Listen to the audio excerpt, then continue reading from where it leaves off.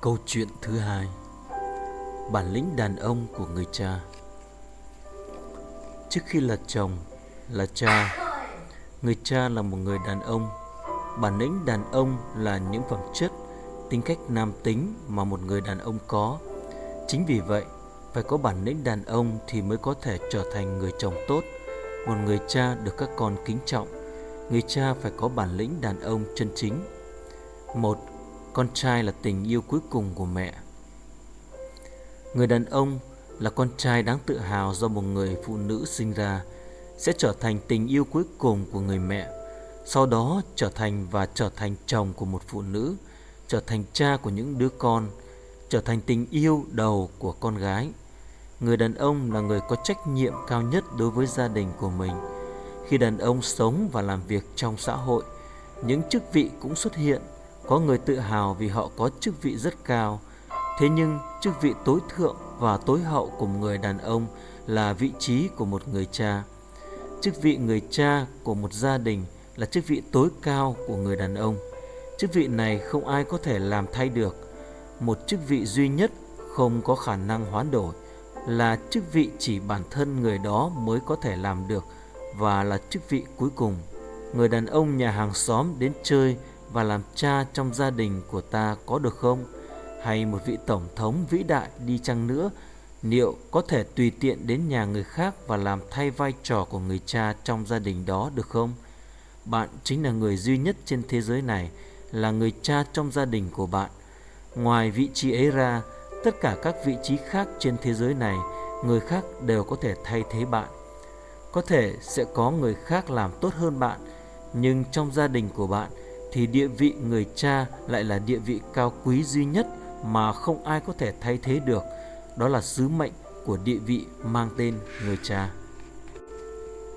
Với con trai và con gái, người cha là anh hùng đầu tiên mà chúng gặp trên đời, và là người nhận được tình yêu và sự kính trọng của chúng.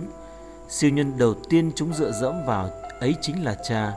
Những tưởng tượng như vậy về cha sẽ dần dần mất đi khi chúng trưởng thành. Những đứa con dần dần nhận ra rằng cha của mình cũng là một người yếu đuối trên thế giới, cũng khóc, cũng thở dài, cũng sống một cuộc sống vất vả và nhiều lo toan. Và chỉ khi những đứa con biết được rằng một nửa chén rượu cha uống là nước mắt vì con, vì gia đình, thì chúng mới mang lòng biết ơn sâu sắc và thực sự trưởng thành. Ý nghĩa cuộc sống của một người cha được ban cho là vì gia đình. Chính vì vậy, cha phải trở thành người đầu tiên đưa bàn tay của sự yêu thương, bàn tay của sự tha thứ, bàn tay của sự hòa giải đến với các thành viên trong gia đình của mình. Trong gia đình, cha là người có bản lĩnh đàn ông. Người cha có một vai trò rõ ràng trong gia đình với cương vị người đàn ông trụ cột. Chính vì vậy, cha phải có bản lĩnh thì gia đình mới có thể đứng vững. Ở đây, chắc mọi người sẽ hỏi thế nào là một người đàn ông chân chính. Thật không dễ để định nghĩa thế nào là một người đàn ông bản lĩnh, đặc biệt ở một đất nước chịu ảnh hưởng lớn với tư tưởng nho giáo, lại có nét văn hóa mang chủ nghĩa trọng nam. Trong một nền văn hóa như vậy, việc đưa ra định nghĩa chính xác về bản lĩnh của đàn ông không hề dễ dàng. Trong văn hóa của chủ nghĩa nam quyền như vậy, người cha một gia đình là người tối cao, người có uy quyền, nghiêm khắc, trầm lặng và khiến mọi người phải kính sợ. Chính vì vậy, khi cha ra ngoài, trong gia đình nhanh chóng trở thành một không gian của tự do và hòa bình. Nhưng khi cha trở về, gia đình trở lại thành không gian của sự sợ hãi và áp lực. Thêm nữa, ngay từ nhỏ, những đứa con được dạy con trai phải mạnh mẽ, tuyệt đối không được khóc. Đàn ông thì phải thành công, không được đi nhờ vả sự giúp đỡ của người khác. Con trai không được nói nhiều. Dần dần chúng lớn lên trong tư tưởng như vậy. Thế nhưng chúng ta phải thoát khỏi tư tưởng đó. Một người cha chân chính đầu tiên phải nam tính và có bản lĩnh đàn ông, trở thành người đàn ông khỏe mạnh cả về thể chất và tâm hồn, trở thành chồng, thành cha trong một gia đình. Và người đó phải có bản lĩnh thì mới có thể trở thành người chồng tốt, người cha vĩ đại. 2. Những yếu tố tạo nên bản lĩnh của một người đàn ông. Các học giả chỉ ra 4 yếu tố trụ cột để tạo thành và duy trì bản lĩnh của một người đàn ông. Những yếu tố đó giống như những chiếc cột trong một gia đình. Nếu cột trụ không vững thì ngôi nhà sẽ bị sập. Gia đình cũng như vậy. Nếu người cha trong gia đình không mang bản lĩnh đúng của người đàn ông để xây dựng gia đình thì gia đình đó cũng sẽ tan vỡ. Những cây trụ cột ấy hay chính được gọi là những yếu tố tạo nên bản lĩnh của một người đàn ông. Ấy là hình ảnh của một vị vua, hình ảnh của một người chiến sĩ, hình ảnh của một người thầy và hình ảnh của một người bạn. Hình ảnh của một vị vua. Vua là người lãnh đạo và là người chu cấp tối cao. Vua điều khiển đất nước, bảo vệ bách tính muôn dân và cung cấp cho người dân những thứ họ cần. Khi xử lý những vấn đề khó khăn của dân chúng, vua là người đưa ra tầm nhìn chiến lược, duy trì trật tự xã hội, thực thi công lý. Những vị vua như vậy được gọi là những vị vua đức hạnh và anh minh. Vị vua nhân hậu là người có thể nhìn được mặt trời giữa một bầu trời đầy mây mù che khuất. Cho dù có khó khăn và mệt mỏi đến đâu, cũng không đánh mất giấc mơ và hy vọng của mình. Khi nhìn dáng dấp của một vị vua như vậy, cả thần dân đều được thấy dũng khí trào lên trong lòng mình. Vị vua mà Bắc tính ghét nhất ấy là vị vua yếu đuối hoặc bạo chúa. Bạo chúa thì luôn luôn có những hành động bất chính, sai trái. Vị vua này lợi dụng quyền lực của bản thân mà cai trị Bắc tính bằng đàn áp, bạo lực. Là kiểu người nhìn thấy mây che, thấy mưa xuống thì bất bình. Không kể Đông, chí Tây, đã có rất nhiều vị vua như vậy trong lịch sử khiến bách tính lầm than. Bạo chúa thì không nhân từ, không có tình cảm, thế nên nếu cần, ông ta còn lợi dụng cả người thân cận mình nhất để giữ ngôi vị và thỏa mãn dã tâm. Vị vua này giết hoặc đầy đọa những người có tư tưởng chống đối. Tuy những vị vua này nếu nhìn bên ngoài thì rất mạnh mẽ, nhưng thật sự bên trong lại rất yếu đuối. Bên ngoài họ tỏ ra nổi giận lôi đình, nhưng bên trong lại yếu mềm và rất dễ bị thất vọng hay chán nản. Bạo chúa che giấu nỗi sợ hãi trong tâm khảm mình bằng những vẻ bề ngoài đầy bạo lực. Thế nên bạo chúa trong giây lát có thể trở thành một kẻ yếu mềm. Trong xã hội ngày nay, có rất nhiều trường hợp người đàn ông khi ra ngoài xã hội hoặc trong công việc là người nhã nhặn, luôn làm những việc như thiên thần, nhưng khi về nhà lại biến thành bạo chúa. Những người như vậy vừa thuộc loại bạo chúa, vừa là kẻ yếu đuối. Với vị trí là người đàn ông, là cha trong một gia đình, bạn là vị vua nhân từ, là bạo chúa hay là kẻ yếu đuối? Và yếu tố đầu tiên để tạo dựng được nên người đàn ông bản lĩnh ấy là phải mang hình ảnh của một vị vua nhân từ. Hình ảnh của người chiến sĩ. Chiến sĩ là người nhận mệnh lệnh của vua bảo vệ đất nước khi có giặc ngoại xâm, sẵn sàng hy sinh vì gia đình và đại nghĩa, không chịu khuất phục và chiến đấu anh dũng, lúc nào cũng quyết đoán và mạnh mẽ. Người chiến sĩ mẫu mực là người có bề ngoài cương trực và bên trong ấm áp. Có thể gọi những người này là những người chiến sĩ mềm mỏng. Cơn bão nửa đêm ập đến làm cây gãy đổ, họ thức dậy vào lúc sáng sớm để thu dọn những cành cây bị gãy. Họ không ngồi một chỗ trong tư thế phòng ngự mà luôn nỗ lực giải quyết những bài toán và thử thách của cuộc sống muôn màu. Người chiến sĩ tuyệt đối không làm chuyện gì lén lút mà luôn đường đường chính chính. Nếu chọn ra một người chiến sĩ tiêu biểu với phẩm chất nói trên, hẳn rằng chúng ta sẽ không ngần ngại gọi tên Chủ tịch Hồ Chí Minh, người đã đấu tranh bền bỉ với các thế lực bên ngoài Tổ quốc và nhân dân, người đối đãi với nhân dân bằng tình yêu thương, phục vụ quần chúng bằng khả năng lãnh đạo mềm dẻo. Từ mà các chiến sĩ ghét nhất là kẻ hèn nhát. Khi tuyết rơi trong mùa đông, những kẻ hèn nhát và ngồi xoay tay trong phòng, họ gác lại dao súng phía sau. Trong cuộc chiến tranh ở Việt Nam, những quân nhân Hoa Kỳ đã tàn sát phụ nữ và trẻ em ở Mỹ Lai năm 1968. Những người như vậy là quân nhân chân chính hay sao? Không, đó là hình ảnh của những kẻ đê hèn độc ác nhất. Có lẽ chúng ta tuy là người tiết kiệm lời, nhẹ nhàng khi ở ngoài, nhưng nhiều lúc lại hành động như một kẻ hèn nhát khi trở về nhà. Chúng ta trả lời những người xa lạ một cách thân thiện về mọi điều bất kể biết hay không, trong khi lại đối đáp cộc lốc theo kiểu biết rồi, lát nữa, để sau, khi vợ con có điều cần hỏi.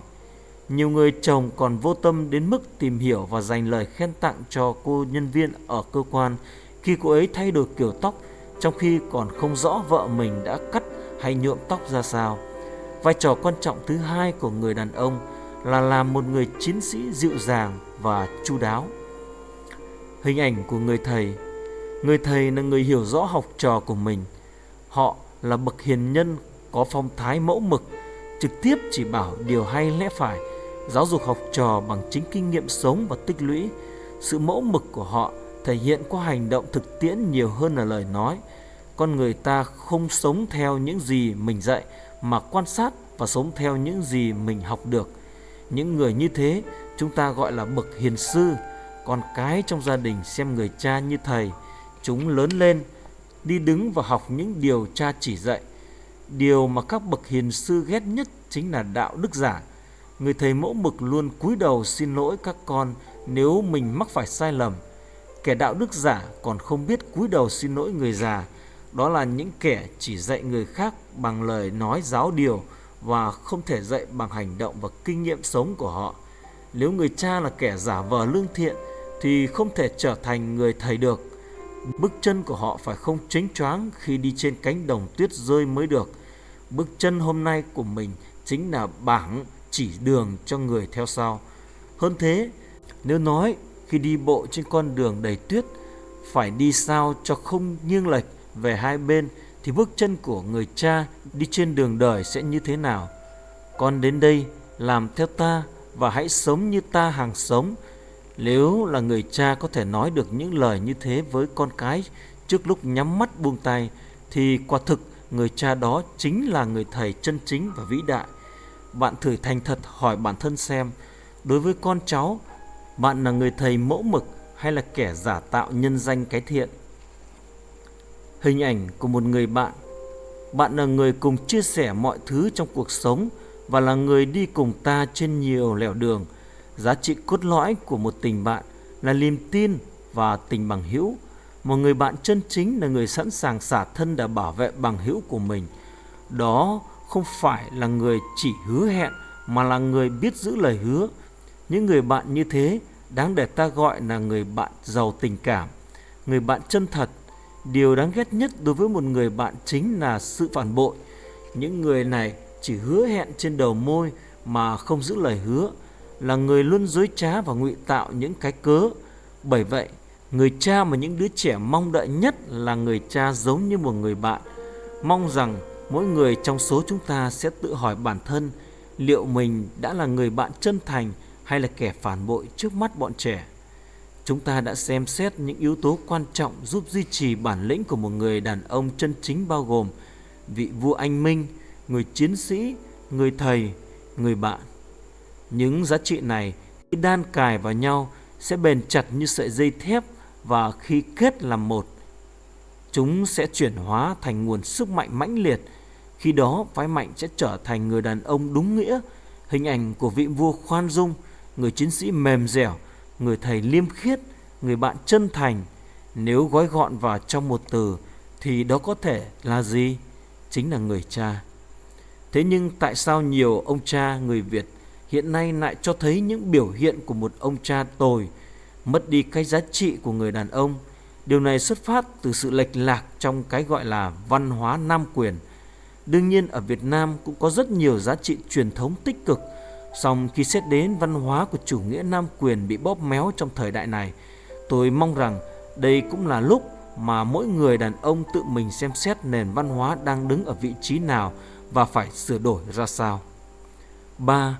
Nguyên nhân đàn ông mất đi bản lĩnh trong thời đại này. Văn hóa trọng nam lệch lạc của người Việt.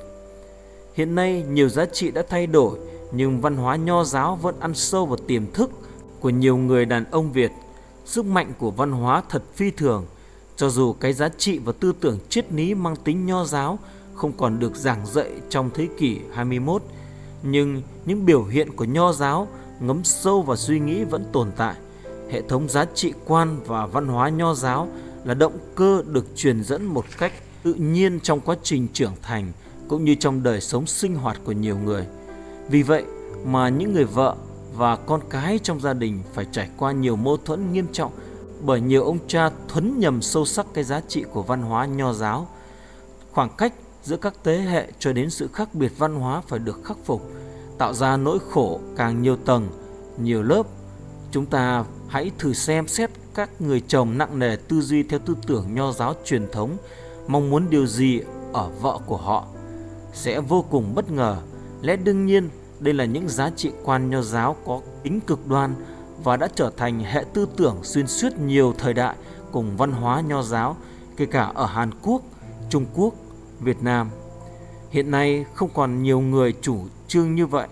Trong lối suy nghĩ ảnh hưởng nặng tư tưởng nho giáo và một số người đàn ông vẫn còn tồn tại.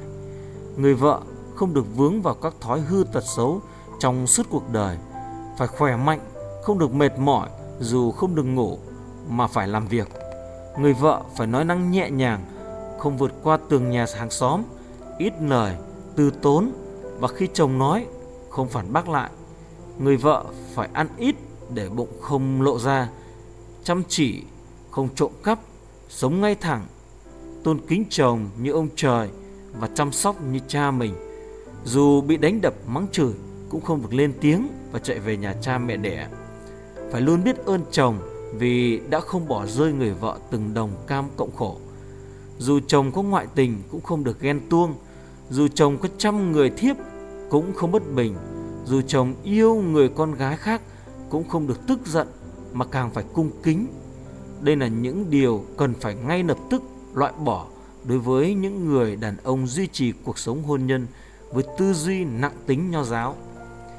Văn hóa nam giới bao gồm 6 giá trị nói trên, mà gọi đơn giản hơn là truyền thống hay văn hóa còn tồn tại những thói xấu phải cân nhắc và thay đổi.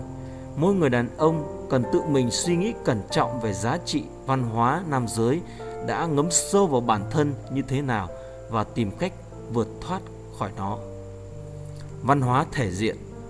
Văn hóa thể diện không phải là sự công nhận và tôn trọng người khác, mà là sự điều khiển bản thân theo cái nhìn của người khác. Có thể dễ dàng nghe thấy trong đời sống hàng ngày những câu như tôi xấu hổ khi gặp người khác. Người ta giấu giếm bản thân trước mặt người khác, từ đó hình thành cái gọi là văn hóa xấu hổ với những biểu hiện không chân thật. Những người đó sống mà luôn đeo mặt nạ. Thêm vào đó, họ xem trọng việc người ngoài nghĩ gì về mình, quan trọng như sinh mệnh của họ, và không màng đến những người thân trong gia đình đánh giá ra sao về mình. Bởi vậy mà chủ nghĩa quyền uy nảy sinh.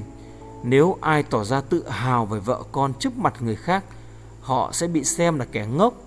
Bản thân họ luôn muốn nghe những lời khen ngợi kiểu người tốt, người ngay thẳng, và nghĩ rằng đàn ông đích thực là người đối xử tùy thích với người thân trong gia đình trước mặt người ngoài.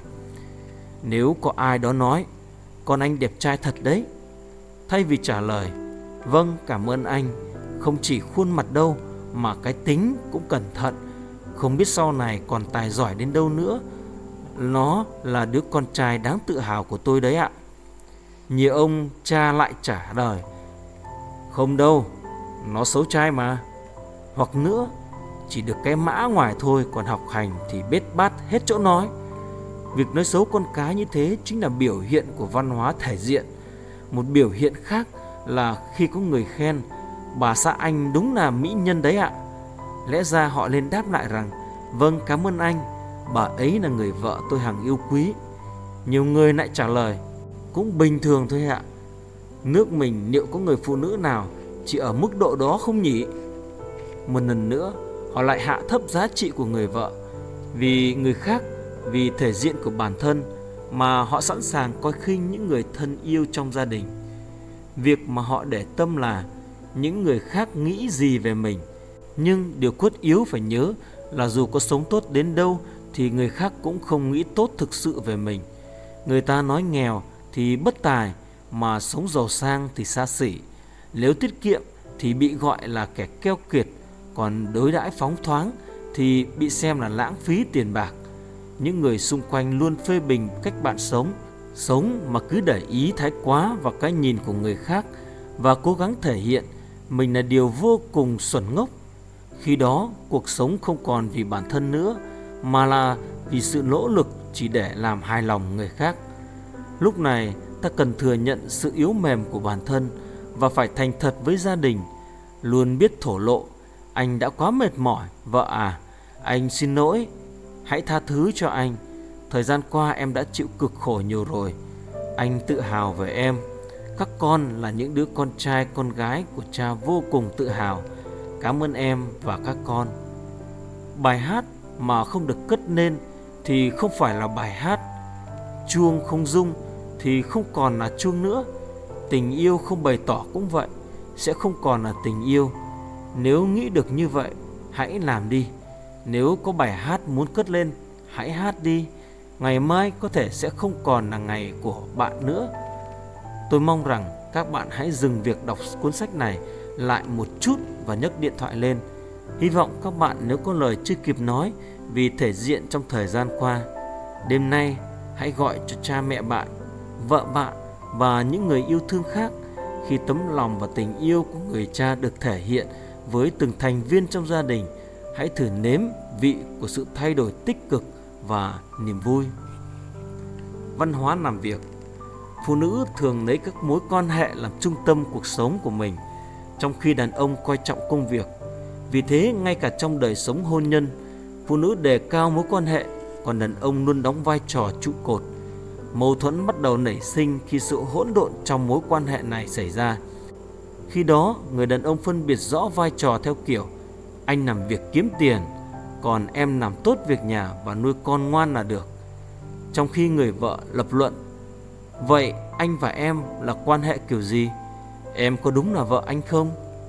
Phái mạnh thời hiện đại thường hét lên như thế này: anh đang làm việc vì anh đang tồn tại. Nhưng sao lại phải làm việc? Vì sao phải kiếm tiền và đến chỗ làm? Họ phải làm việc chăm chỉ để mang lại cuộc sống hạnh phúc đủ đầy cho gia đình. Điều đó không ai có thể phủ nhận. Song họ cần suy nghĩ thật thấu đáo về giá trị hạnh phúc gia đình thông qua công việc của bản thân. Người cha trong gia đình phải quyết định thứ tự ưu tiên của mọi điều trong cuộc sống.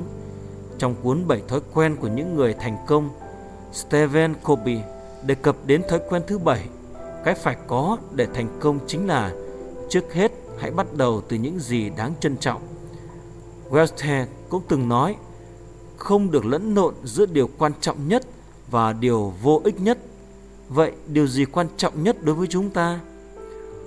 Donald Trump, giám đốc công ty Coca-Cola, từng chia sẻ: cuộc đời giống như trò chơi nhận và chuyển 5 quả bóng bằng 2 tay.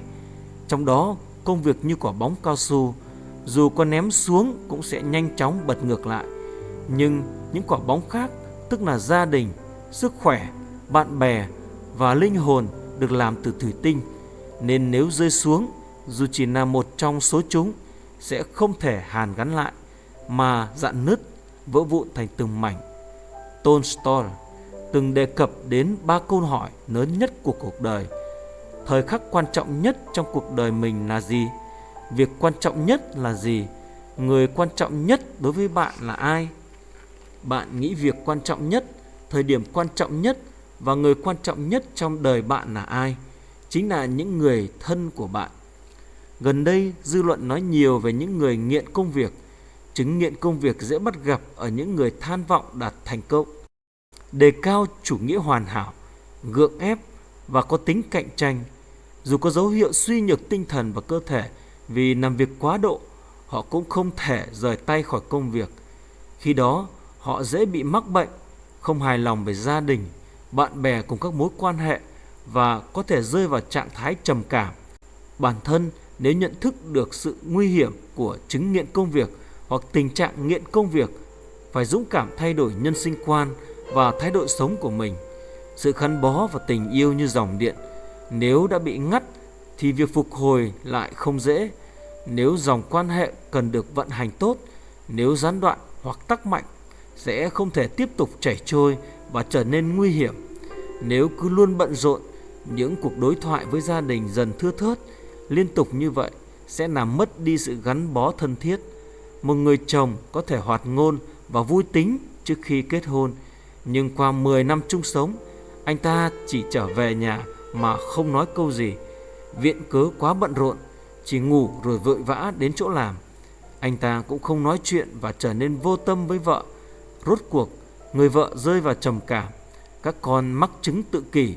Chúng ta phải nhớ rằng việc quan trọng thế nào cũng không bao giờ quan trọng bằng gia đình. Văn hóa uống rượu. Lối suy nghĩ để có một mối quan hệ tốt thì nhất định phải uống cùng nhau. Nhờ chén rượu mới có thể thân nhau và biểu hiện của sự sai lệch trong văn hóa uống rượu. Người ta so sánh tầm vóc của người đàn ông với chiều cao của chai rượu và nghĩ nếu không uống rượu thì cánh đàn ông nói chuyện với nhau bằng cách nào. Từ đó dẫn đến việc áp ép rượu. Họ không lợi dụng được những điều tốt đẹp mà rượu mang lại và không thể thành thật được với nhau. Họ nghĩ tửu lượng là một loại năng lực tình dục trụy lạc do những ảnh hưởng tiêu cực của văn hóa uống rượu. Cùng với đó là những câu chuyện tục tĩu. Nhiều người đàn ông bị cám dỗ và rơi vào lối sống suy đồi, say rượu, bước đi lảo đảo, và dù có mắc sai lầm nào đi nữa thì mọi chuyện đều trôi qua và mang trong đầu suy nghĩ đàn ông ai cũng có lúc như thế. Một chuyên gia của bệnh viện tâm thần chia sẻ, nếu bạn say rượu và làm náo loạn xung quanh, sau đó các thành viên trong gia đình hoặc đồng nghiệp đến và khuyên bạn, thì có thể bạn đã mắc chứng nghiện rượu. Vốn dĩ, nghiện rượu không phải là một thuật ngữ y học chính thức. Thực chất, từ chuyên dụng ở các khoa thần kinh là phụ thuộc vào rượu, là lạm dụng rượu. Việc quá phụ thuộc hay lạm dụng rượu chính là nghiện rượu. Cách đây không lâu, trên các tờ báo có xuất hiện một bài báo với tiêu đề "Hãy ngừng uống rượu nếu muốn trở nên xuất sắc như các công ty thương mại". Các doanh nghiệp, công ty thương mại lưu thông hàng hóa tuy là loại hình doanh nghiệp phải tiếp đãi nhiều doanh nghiệp khác, song sale của các doanh nghiệp này hầu hết không uống được rượu hoặc không uống rượu. Kiểu suy nghĩ khả năng uống rượu chứng tỏ sự xuất sắc không còn được ủng hộ nữa. Chủ các siêu thị lớn như Emmaus, Lotte Mart, Hyundai, Hanwha, Home Plus đều là những người kiên quyết không chạm môi vào rượu. Việc thành công mà không cần dựa vào sức mạnh của rượu gần như đã được chứng minh. Với tư cách là sale vận hành một công ty trong cả những ngày nghỉ, họ bắt buộc phải giữ gìn thể lực.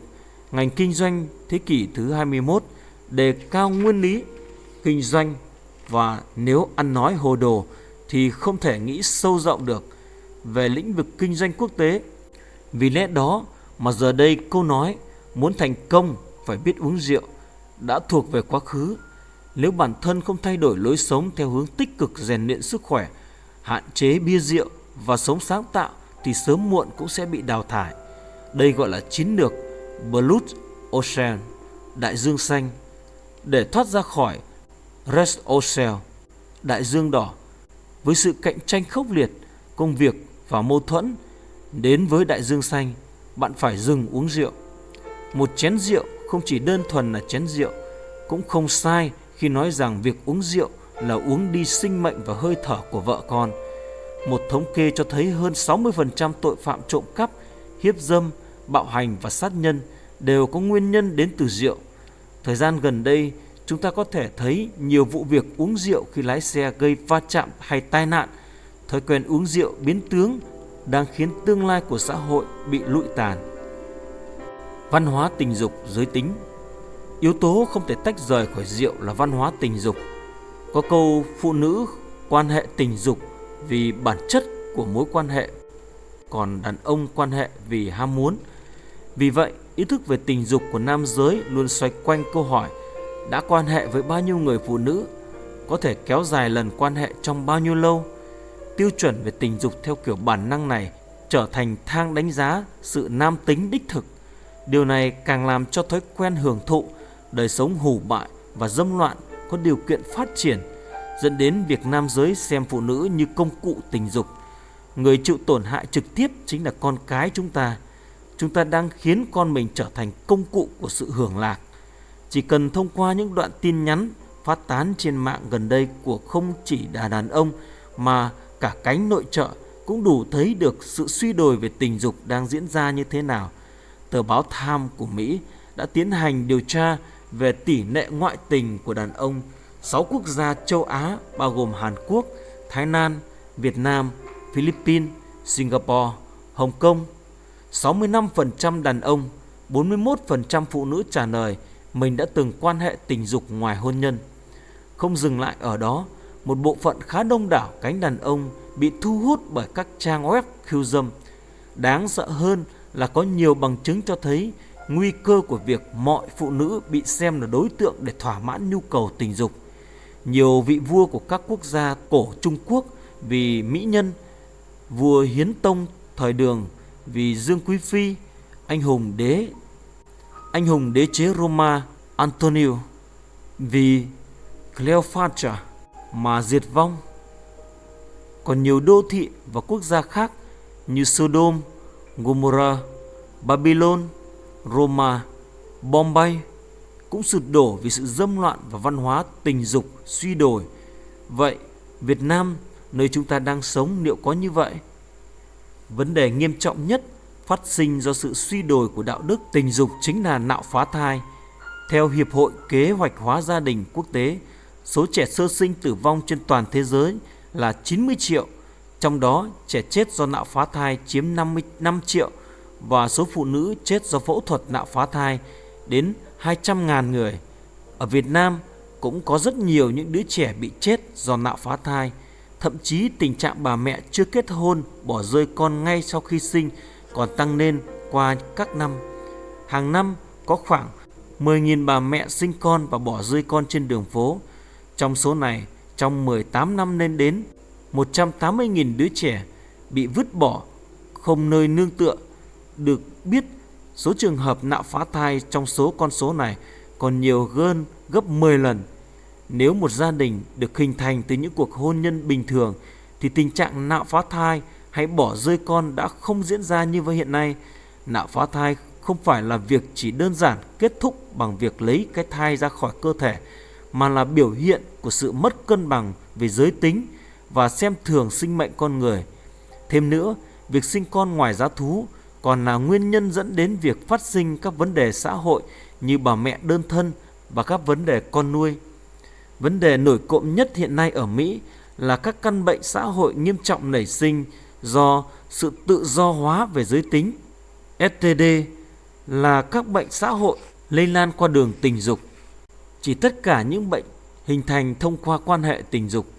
Trong đó, khá nhiều các bệnh chưa có phương pháp chữa trị, đặc biệt căn bệnh nhiễm virus herpes, thường gọi là bệnh mụn rộp sinh dục, khiến cơ quan sinh dục nổi mẩn nước và bệnh cho đến lúc chết vẫn chưa có cách điều trị hoàn toàn. Có khoảng 80% người Mỹ nhiễm herpes đường miệng và 25% nhiễm đường bộ phận sinh dục. Herpes lây qua đường miệng phát sinh thông qua tình dục bằng miệng, oral sex, cụ thể là lây nhiễm thông qua các cử chỉ tiếp xúc tình dục như hôn. Đa số các trường hợp đều có triệu chứng không rõ ràng nên bản thân người bị nhiễm thường không biết.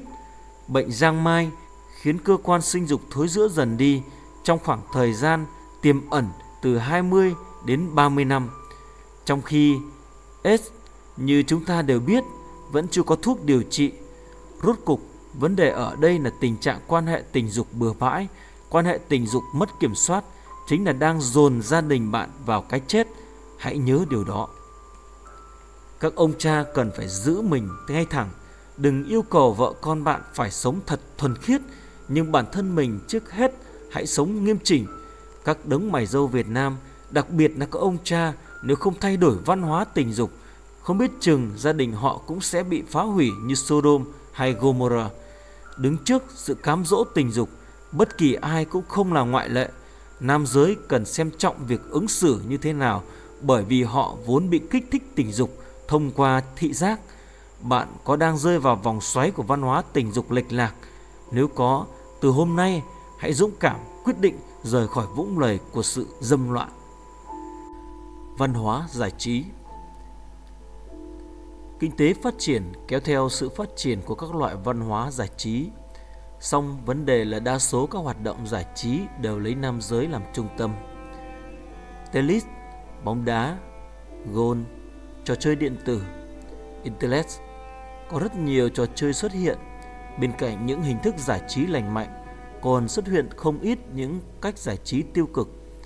Họ còn tiến hành đánh bạc trên mỗi con phố, lan rộng đến giới trẻ thông qua tiệm game, quán led, phòng karaoke. Thậm chí ở đâu trên đất nước cũng có thể bắt gặp kiểu tâm lý dù chỉ một lần chơi cũng có nguy cơ trở thành đại gia.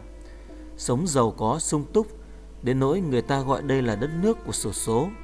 Quan hệ gia đình bắt đầu rạn nứt từ kiểu văn hóa giải trí như thế. Chúng ta phải dành thời gian ở cùng với gia đình của mình, mong rằng ngày gia đình có thể được ấn định cụ thể. Cần tạo ra văn hóa tận hưởng thời gian rảnh rỗi thông qua công việc cùng gia đình đi leo núi, tập thể dục, cùng xem phim. Hình ảnh ông cha dành thời gian ở bên gia đình đẹp hơn bất cứ điều gì trên thế gian. Trong bài hát Chú Mèo trong nôi của tác giả Henry Chappell có một đoạn với nội dung như thế này: con trai tôi vừa chào đời vào hôm trước. Tôi mải mê làm việc nên rất bận. Thằng bé đã học được những bước đi và lời nói đầu tiên trong đời trong lúc tôi không có nhà. Nó nói: cha ơi, sau này con sẽ trở nên giống cha, sẽ thực sự như cha. Những đứa trẻ nhìn vào cha, chúng và học hỏi để trưởng thành. Đây chính là lý do khiến chúng ta cần phải tạo được một sự chuẩn mực nhất định về hình ảnh bản thân đối với con cái trong gia đình. Có một đứa trẻ 10 tuổi từng nói với cha như thế này: cha, cảm ơn cha đã mua cho con quả bóng. Chúng ta cùng chơi đi. Cha dạy cho con cách chuyền bóng nhé. Ông cha trả lời: hôm nay không được rồi, cha có nhiều việc phải làm. Con trai à, sau này có thời gian chúng ta sẽ cùng chơi được không? Nhất định lúc đó cha con mình sẽ chơi thật vui. Thời gian cứ thế trôi qua cho đến lúc ông cha về hưu, không còn công việc và vô cùng nhàn rỗi.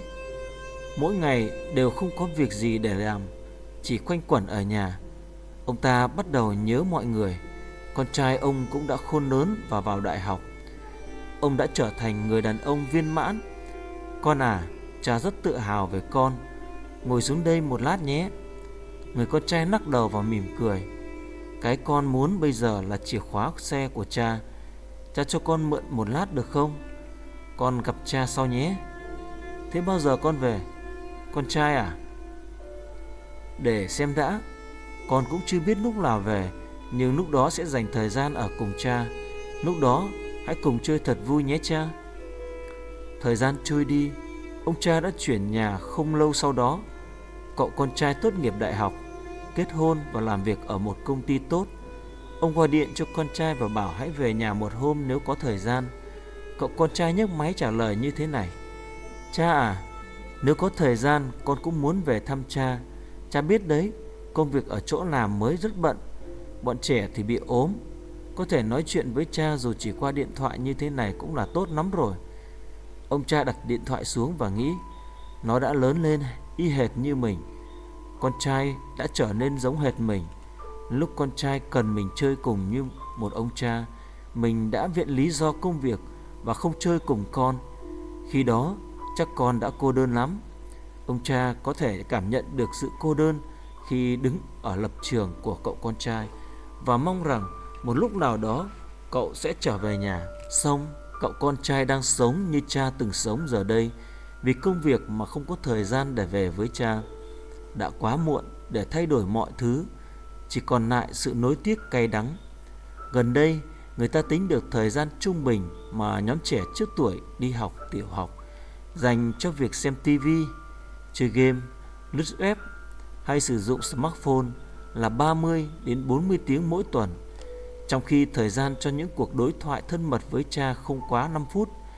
Trẻ nhỏ thường phản ứng nhạy cảm với trải nghiệm của bản thân trong độ tuổi phát triển. Chúng học được kỹ năng sống từ các giá trị quan mà cha mẹ thể hiện. Bọn trẻ thường nói: cha, con muốn trở thành người như cha. Nhưng cụ thể chúng sẽ học được điều gì từ cha? Người ta vẫn nói ông cha bận rộn là ông cha tồi. Bạn thử nhìn lại bản thân mình xem, có đang thẫn thơ đi tìm cỏ ba lá hay may mắn trong khi cỏ ba lá mang ý nghĩa hạnh phúc đang ở ngay trước mắt hay không? Hẳn là bọn trẻ sẽ mè nheo nếu bạn định cắt giảm một nửa số thời gian xem TV, smartphone, trò chơi điện tử hay internet ở nhà. Nhưng dần dần mọi việc sẽ ổn thôi. Bọn trẻ sẽ tìm được thú vui mới. Từ đó thời gian cho việc đọc sách, học bài, tập thể dục cùng cả nhà hay nói chuyện vui cùng nhau sẽ nhiều hơn. Những đứa trẻ có những ký ức đẹp với cha mẹ thường sống trọn vẹn ngay cả trong những thời gian khó khăn. Vì vậy, tôi mong rằng mọi người hãy cùng tạo ra văn hóa giải trí lành mạnh bên gia đình mình. Vấn đề bạo hành. Gần đây, các bộ phim điện ảnh, truyền hình và video có tính chất bạo lực đang cổ súy cho việc bạo hành. Nhiều người nghĩ rằng làm trùm một tổ chức là biểu hiện cho sự nam tính. Đáng sợ hơn là họ xem các bộ phim này cùng con cái. Đa số các bộ phim hiện nay đều xuất hiện những câu chửi bậy, cảnh bạo lực và nhiều nội dung tiêu cực liên quan đến tình dục tục tĩu. Tính chất bạo lực của trẻ nhỏ hình thành từ thói quen quan sát và sự trải nghiệm trực tiếp. Chúng vừa theo dõi bằng mắt, trực tiếp thực hiện bằng hành vi có tính bạo lực và dần dần nhận thức được rõ ràng sự bạo lực. Vì vậy, dần hình thành hành vi bạo lực cố ý và không cố ý. Nếu vấn đề phát sinh mà không tiến hành giải quyết bằng đối thoại, thì nguy cơ cao sẽ dẫn đến lạm dụng bạo lực. Tôi muốn mượn lời các cô giáo ở trường mầm non rằng, những đứa trẻ hơi một tí là giơ nắm đấm và đánh nhau hẳn là đã từng trải qua việc tương tự ở nhà.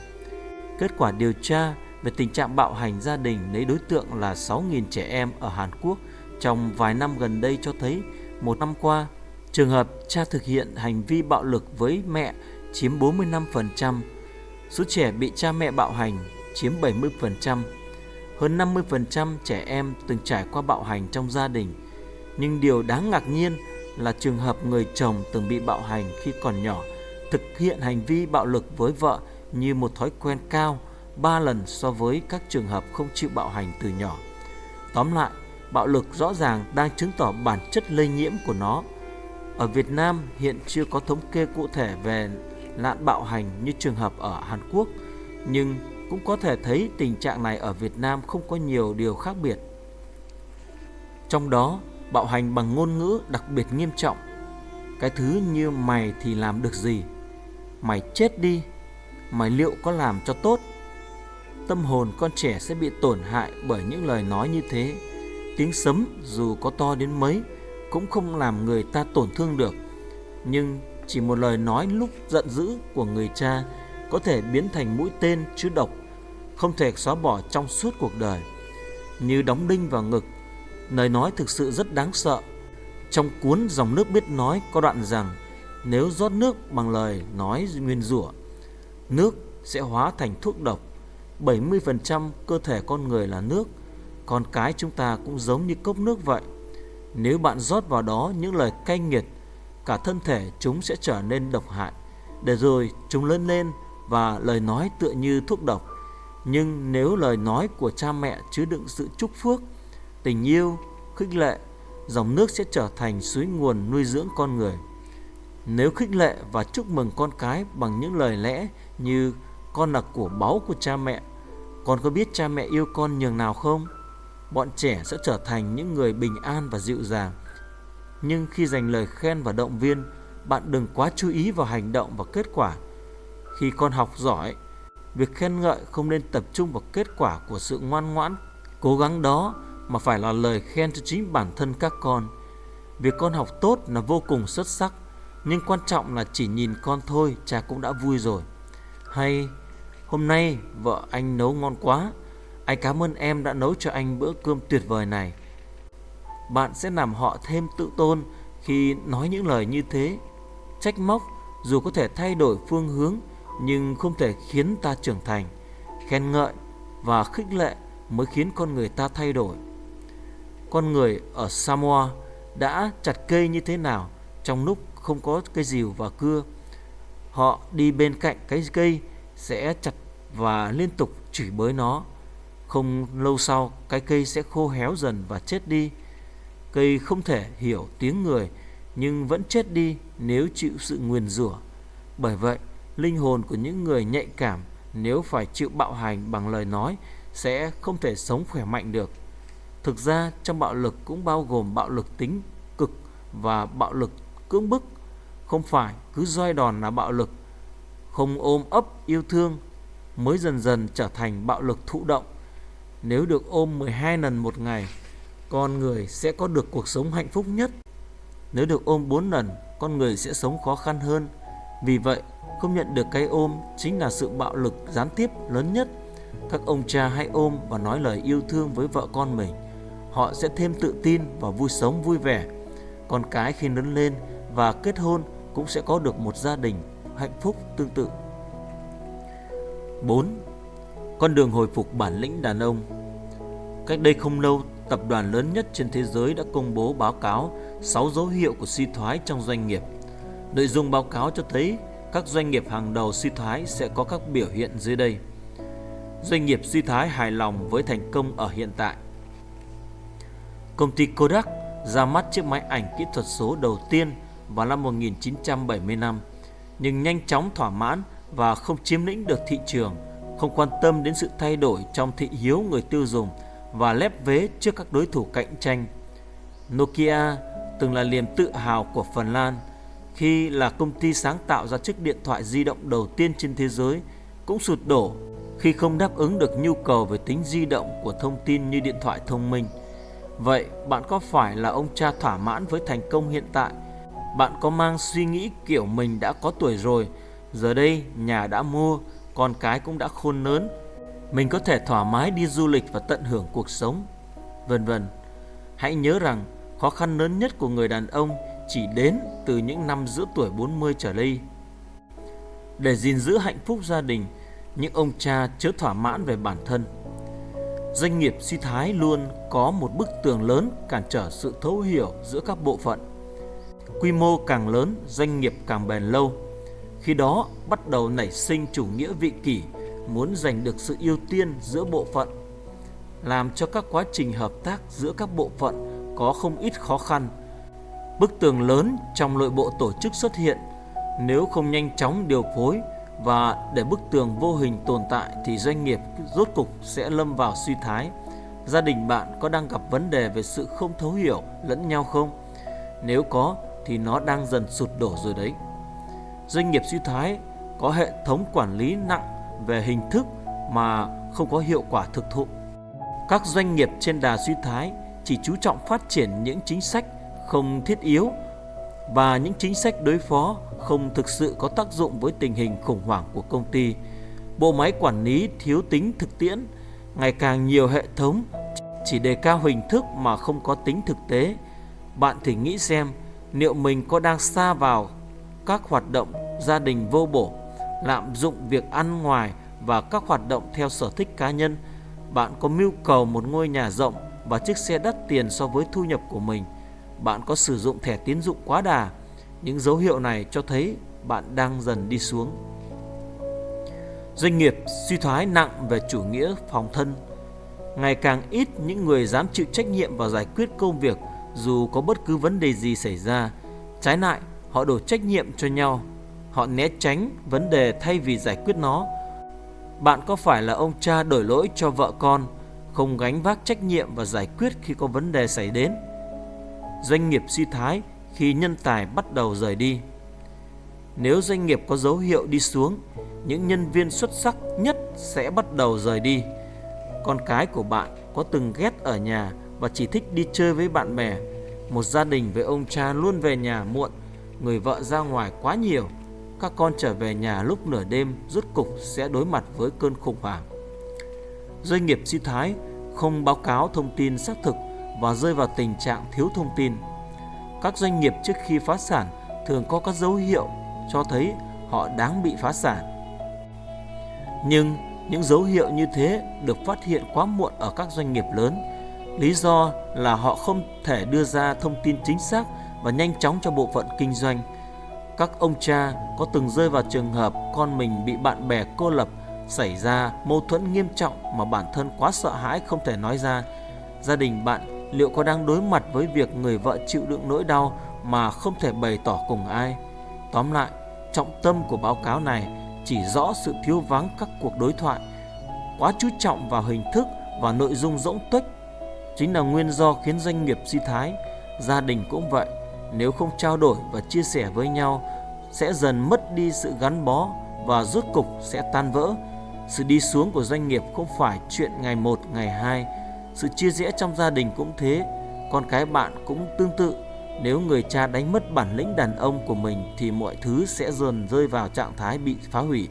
Vì lẽ đó, ta cần phải phòng trừ ngay từ bây giờ. Vậy, người cha phải làm gì để có thể phục hồi bản lĩnh đàn ông? Phục hồi bản lĩnh đàn ông của một người cha cần cả một quá trình, vì việc hàn gắn gia đình của các ông cha trong thời đại ngày nay không thể thực hiện theo một con đường tắt bằng văn hóa nam giới sai lệch được.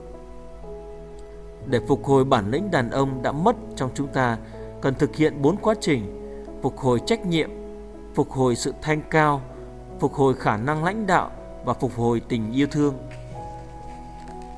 Phục hồi trách nhiệm. Thứ nhất, hãy phục hồi trách nhiệm với chính bản thân mình. Thử phân tích cách quản lý thời gian của các sale thành công.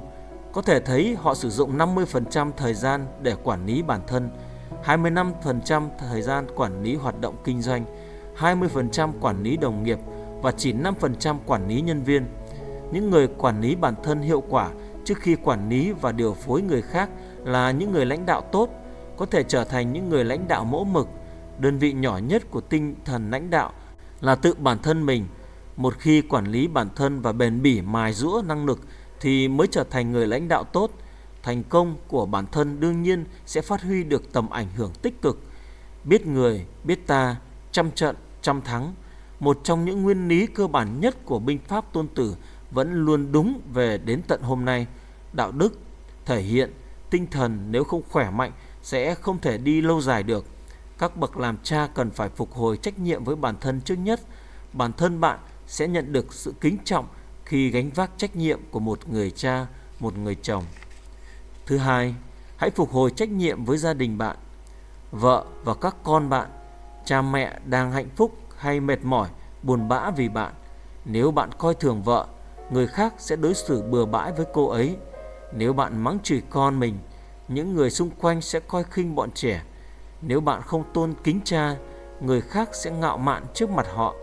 Tóm lại, gia đình sẽ biến đổi theo cách mà bạn cáng đáng trách nhiệm với gia đình. Thứ ba, hãy phục hồi trách nhiệm tại nơi làm việc. Những đồng nghiệp ở chỗ làm hạnh phúc hay mệt mỏi vì bạn. 3M cấu thành từ 3 yếu tố được lựa chọn từ chỗ làm: tiền, money, ý nghĩa, meaning, và sứ mệnh, mission. Bạn đi làm để kiếm tiền, nhưng bạn cũng phải thấy ý nghĩa trong công việc. Song điều quan trọng hơn tất cả chính là ý thức sứ mệnh, hay chính là ý thức trách nhiệm. Đồng nghiệp cũng có 3 kiểu: người mình nhất định cần, người có hay không đều được, người nếu không có thì tốt hơn. Bạn thuộc loại nào? Hãy chú ý đối đãi một cách có trách nhiệm ở nơi làm việc. Thứ tư, hãy phục hồi trách nhiệm với xã hội. Việc gì cũng có tầm quan trọng nhất định, nhưng quan trọng hơn là làm thế nào. Các doanh nghiệp đoàn thể dù có kiếm được nhiều tiền đến đâu mà không cống hiến cho xã hội và niềm hạnh phúc chung của quần chúng nhân dân cũng đều vô ích. Giá trị cốt lõi cần chú trọng là công ty lớn mạnh cùng khách hàng.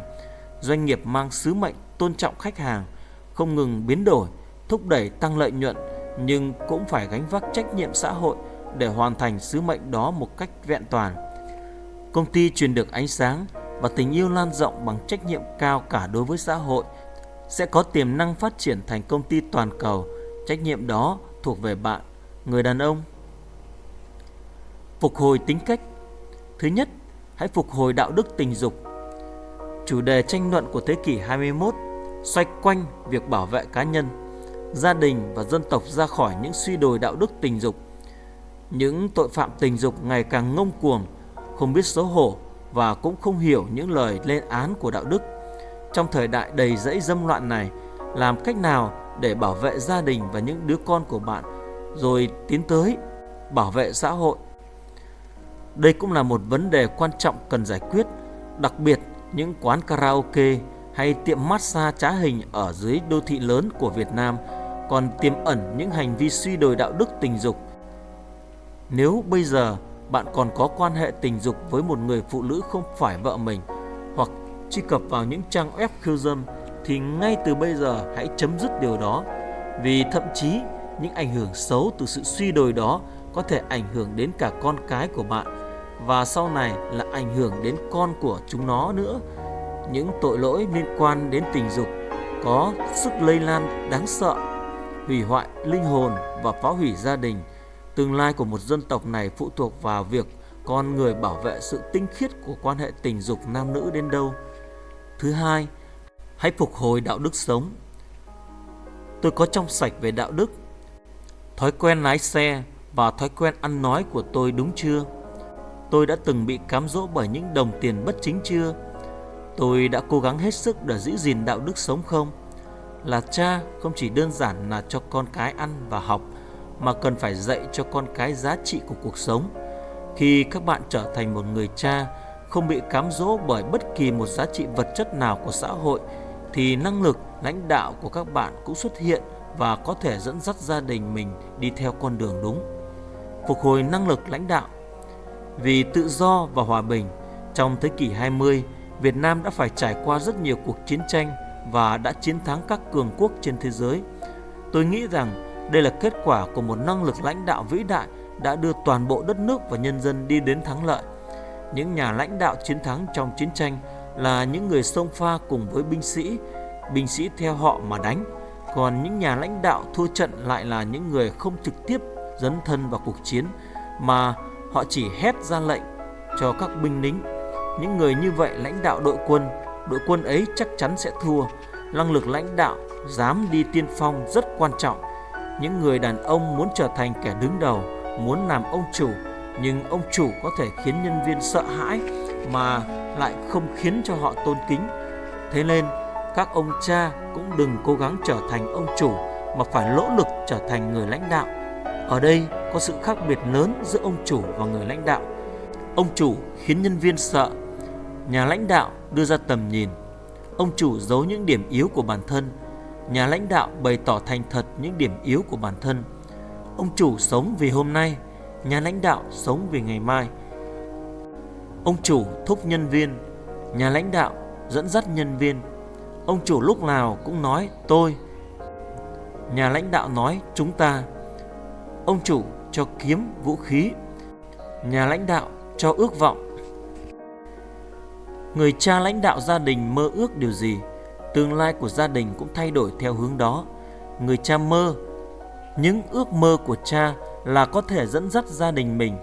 Thế nên từ bây giờ xin hãy đừng giao tương lai của con cái mình cho người mẹ, mà hãy mơ ước mơ của người cha và trực tiếp dẫn dắt gia đình mình. Phải dẫn dắt để tất cả các thành viên của gia đình đều mang ước mơ và tầm nhìn tương lai để đạt được mục đích xây dựng gia đình hạnh phúc. Phục hồi tình yêu thương. Trước 40 tuổi, người vợ đẹp với vẻ đẹp sẵn có, nhưng sau 40 tuổi, người vợ đẹp vì tình yêu của chồng. Khuôn mặt của vợ sẽ thay đổi theo độ lớn của tình yêu chồng dành cho. Trong khuôn mặt của vợ ẩn giấu dáng dấp của chồng. Những đứa con nhìn khuôn mặt hạnh phúc của mẹ vì được cha yêu thương, chúng cũng hạnh phúc theo. Người cha đối xử rất tốt với con, mua quà cho con, nhưng trước mặt các con, người mẹ nói về chồng của mình: ôi, vì ông mà tôi khổ chết mất thôi. Thì tất cả sẽ sụp đổ chỉ bằng một câu nói ấy. Thế nên đầu tiên chúng ta phải phục hồi lại tình yêu đối với vợ. Con cái nhìn cảnh mẹ hạnh phúc khi cha mẹ yêu thương sẽ mong muốn lập gia đình. Tình yêu thương hay nhịn nhục, tình yêu thương nhân từ, tình yêu thương không ghen tị, không khoe mình, không kiêu ngạo, không cư xử trái lẽ. Tình yêu thương không ích kỷ cá nhân. Và tình yêu là động từ, là hành động chứ không phải suy nghĩ hay lý luận. Tình yêu là thay đổi, là hy sinh, là sẵn sàng chết vì người mình yêu. Một hạt giống rơi xuống đất, nó sẽ mãi là nó nếu không hòa quyện vào đất, nhưng sẽ là cả một mùa màng bội thu nếu hạt giống đâm rễ, hòa mình vào đất. Người cha cũng vậy, nếu cùng chia sẻ, cùng hòa nhịp với gia đình thì sẽ có thể tạo lên rất nhiều thành quả tốt đẹp. Nếu cái tôi cá nhân của người cha không chết mà vẫn sống với cái cố chấp của bản thân mình thì không thể tạo ra được những thành quả tốt đẹp. Đến giờ, các ông cha của chúng ta đã lấy được quyết tâm đừng yêu cầu sự thay đổi của người khác. Bản thân ta phải tự thay đổi trước, phải thay đổi hướng đi. Nếu bạn mong muốn vợ và các con của mình thay đổi cách sống của họ thì bản thân bạn phải thay đổi trước.